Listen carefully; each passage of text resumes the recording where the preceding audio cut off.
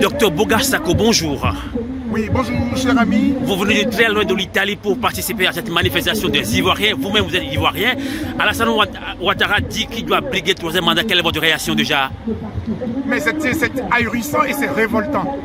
Parce que aujourd'hui, l'Afrique tout entière et la Côte d'Ivoire en particulier a fait un bond dans le modernisme, un bond dans le respect de la démocratie. La Côte d'Ivoire aujourd'hui a souffert en 2010 et elle est en train de sortir de cette souffrance pour amorcer une avancée, j'allais dire, digne de ce nom. Venir aujourd'hui, après avoir effectué 2 mandats, prétexter d'une nouvelle république pour briguer un 3e mandat en osant même avec vraiment quelle outrecuidance. Mais selon Alassane Ouattara, il pense que la constitution ivoirienne lui donne droit. Jamais. L'article 55 est clair. Le président de la République est élu pour 5 ans, renouvelable une seule fois. Et la constitution précédente, c'était exactement martelé à l'article 35. Donc à la vérité, en écrivant cela noir sur blanc dans leur constitution, les Ivoiriens, le peuple ivoirien a exprimé de façon claire sa volonté de ne jamais voir un dirigeant faire plus de 2 mandats, en tout cas successifs, à la tête du pays. Est-ce que vous craignez pour la Côte d'Ivoire aujourd'hui? Ah oui, il y a de quoi craindre.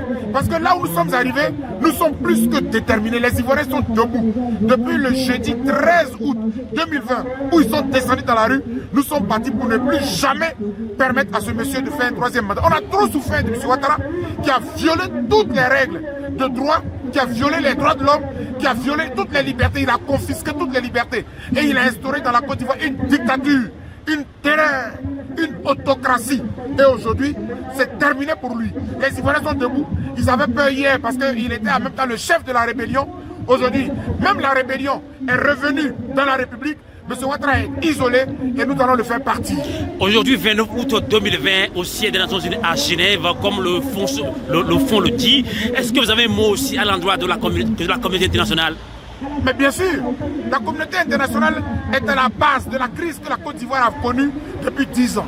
La preuve, c'est elle qui a bombardé le président de la République de notre pays en prétextant tout ce qu'ils ont voulu avec l'homme de mai, Nicolas Sarkozy. Eux, ils ont déporté le président à La Haye, il a vaincu La Haye, il a été libéré, il a été acquitté. Et donc aujourd'hui, cette communauté internationale, elle qui prescrit tous les principes de la démocratie, elle qui prescrit tous les principes des droits de l'homme. Où se trouve-t-elle lorsque un prétendu dirigeant veut se permettre de briguer un 3e mandat? Pourquoi la France ne parle plus? Nicolas Sarkozy, qui le 5 mars dernier avait tweeté en considérant M. Ouattara comme étant un président modèle. Voilà que M. Ouattara brigue un 3e mandat. Pourquoi M. Macron ne parle plus? Voilà la duplicité de la communauté internationale. Et nous avons là l'occasion d'étaler la communauté internationale parce que, et ça va être vraiment mon mot de fin de façon carrée. Bien sûr, on pense que les Africains pensent déjà que le Mali nous montre la voie d'une révolution. Est-ce que vous pensez vraiment que l'Afrique est prête pour une révolution? Écoutez, moi, en tant que militant des droits de l'homme, je fais la part des choses. La révolution est salutaire. La France nous l'a montré. Le soulèvement populaire, c'est la phase suprême de la démocratie. C'est parce que la démocratie, c'est le peuple qui prête son pouvoir à un dirigeant. Lorsque le dirigeant confisque le pouvoir du peuple, le peuple a le droit de se lever pour dire non, ça suffit.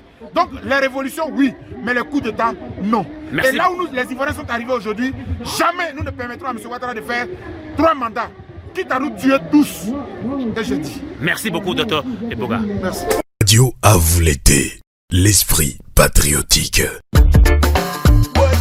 C'est le dernier appel. Pour cette mobilisation qui est très importante pour nous. Ce qui se passe en Côte d'Ivoire concerne toute l'Afrique, surtout l'Afrique francophone. Donc les enjeux de ce scrutin nous touchent tous, nous touchent absolument tous.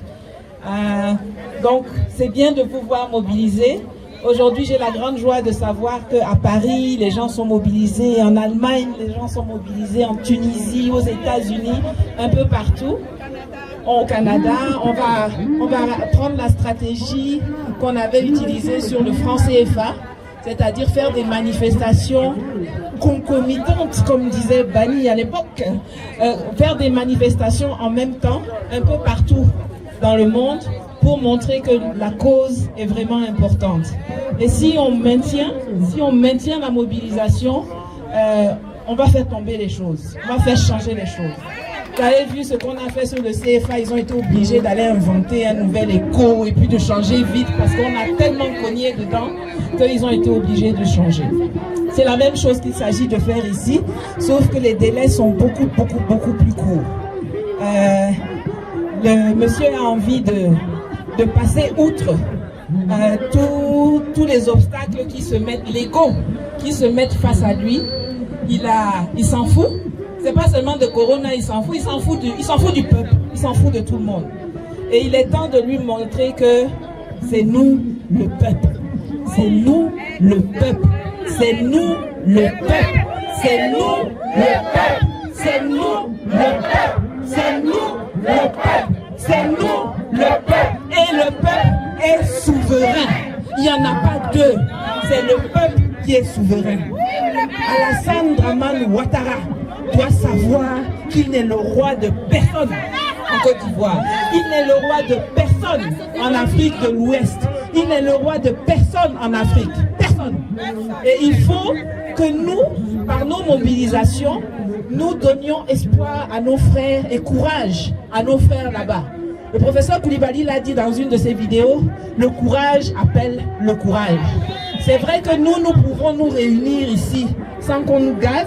Quand je suis arrivée, j'ai dit, il n'y a pas lacrymogène, donc je vais rentrer de là où je viens, parce que moi, je suis habituée à lacrymogène. mais il n'y a pas lacrymogène.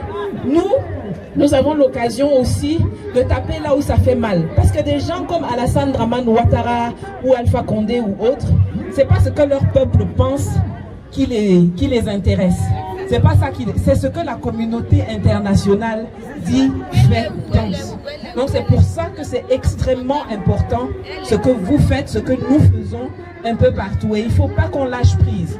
Il faut que chaque semaine, on puisse faire des mobilisations qui deviennent de plus en plus importantes, pour que les gens ici même se demandent mais qu'est-ce qui se passe au fait là-bas en Côte d'Ivoire, qu'est-ce qu'on nous cache, et puis ça devient un thème. On a quelqu'un ici qui relaie ça sur le plan politique, qui vont nous aider à mettre ça en lumière, mais il est important qu'on... Radio à vous l'été, l'esprit patriotique.